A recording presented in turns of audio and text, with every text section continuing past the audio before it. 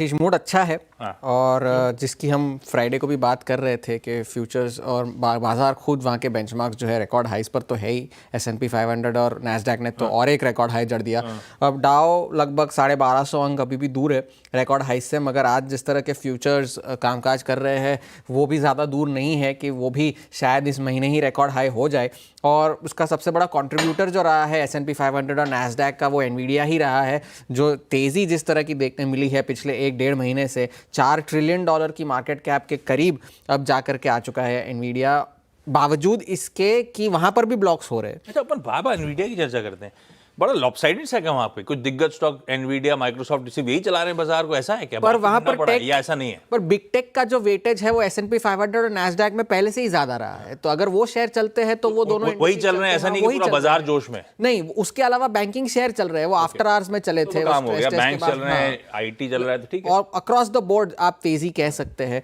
और ये एनवीडिया की तेजी बावजूद इसके कि वहां पर भी ब्लॉक्स हो रहे हैं, इनसाइडर्स वहां पर भी शेयर बेच रहे हैं। लगभग $1 बिलियन के शेयर उन्होंने बेचे हाल फिलहाल में, और उसके बावजूद जो है ये तेजी जारी है। और जो अप्रैल में टैरिफ लोज बनाए थे उससे जो ये तीनों बाजार जो है डाउ, S&P 500 और नैस्डैक 20 से 40% रिकवर कर गए हैं और तब जाकर के ये रिकॉर्ड हाइस पर चढ़े हैं। और इन्फ्लोज जिस तरह के देखने मिले हैं टैरिफ की अनसर्टेनिटी के बावजूद, ये ग्लोबल टेंशन्स के बावजूद, लगभग $165 बिलियन के इन्फ्लोज देखने मिले हैं, जो कि किसी भी साल का तीसरे सबसे ज़्यादा बड़ा निवेश अब तक ऑलरेडी हो चुका है आधे साल में यूएस के बाज़ारों से। अब ये क्यों हुआ? अब ये मिडल ईस्ट में टेंशन्स कम हुए इस वजह से तो हुआ ही। PCE का डेटा जो था वो अनुमान मुताबिक ही आप कह सकते हैं, थोड़ा सा अनुमान से थोड़ा सा कमज़ोर था, मगर आप ये इसलिए कह सकते हैं कि प्राइसिंग प्रेशर जिस तरह के एंटिसिपेटेड थे, अनुमान से कमजोर था मतलब महंगाई कम बढ़ रही है, ज्यादा बढ़ गई? 0.1 का अनुमान था बढ़ेगी और 0.2 से बढ़कर आई है, थोड़ा ज्यादा बढ़ी है, थोड़ा सा। और ये इसलिए, और लोग ये कह रहे हैं कि जितना प्राइसिंग प्रेशर एंटिसिपेटेड था उतना नहीं हुआ, जिस वजह से जो है वो बाजार को थोड़ा सा बूस्ट मिला। कंज्यूमर सेंटिमेंट्स बढ़कर आए 4 महीनों के सबसे ऊंचे स्तर पर। अब जो इन्फ्लेशन के एक्सपेक्टेशंस है वो अगले 12 महीनों में 5% महंगाई बढ़ने का वो अनुमान लगा रहा है, जबकि पिछले महीने 6.5% का आंकड़ा था। तो वो वहां से वो थोड़ी सी कमी निकल कर आई है। इस वजह से भी जो है आंकड़े बेहतर थे, बाजार को उस वजह से थोड़ा सा बूस्ट मिला। टैरिफ को लेकर के फ्लिप फ्लॉप जारी है। पिछले हफ्ते हम बात कर रहे थे कि व्हाइट हाउस ने यह बयान दिया था कि टैरिफ की डेडलाइन जो है 9 जुलाई की वो बढ़ सकती है। डोनाल्ड ट्रंप ने पहले कहा कि मैं तो नहीं चाहता कि टैरिफ की डेडलाइन बढ़े, मगर फिर उन्होंने उसी सेंटेंस में ये भी कह दिया कि मैं बढ़ा भी दूं तो क्या फर्क पड़ेगा।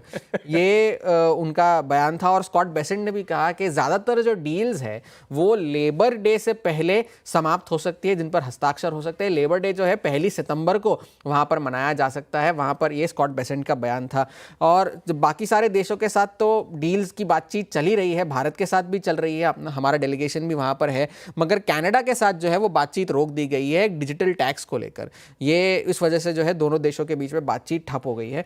और ईरान और इजराइल के बीच में जो सीज फायर है वो अभी थोड़ा सा डामाडोल है। ईरान ने भी कल बयान दिया है कि हमें नहीं लगता कि ये सीज फायर टिकेगा, क्योंकि हमें इजराइल की नीयत पर शक है, और अगर कोई फिर से हमला हुआ तो उसका मुकाबला करने के लिए हम तैयार हैं, ईरान का बयान था। और ये वन बिग ब्यूटीफुल बिल जो पास होना है वो सेनेट में उसके मॉडिफिकेशंस पास हुए हैं, अब जाकर के ये फिर से हाउस पर जाएगा वोट के लिए। इस हफ्ते उसकी फाइनल वोटिंग आज हो सकती है, वहाँ पर नज़र रखिएगा। इस हफ्ते काफ़ी सारा डेटा आना है। जॉब्स डेटा इस बार गुरुवार को आएगा, क्योंकि शुक्रवार को छुट्टी है इंडिपेंडेंस डे की अवसर पर। तो हैंडओवर फिलहाल ठीक है। चीन से काफ़ी सारा डेटा निकल कर आना है, जो आपकी स्क्रीन्स पर भी अभी दिख रहा है। मैन्युफैक्चरिंग PMI का अनुमान से थोड़ा सा कमज़ोर है, मगर काफ़ी सारा डेटा आना है, तो उस पर नज़र रखिएगा। फिलहाल के लिए स्क्रीन अच्छी है।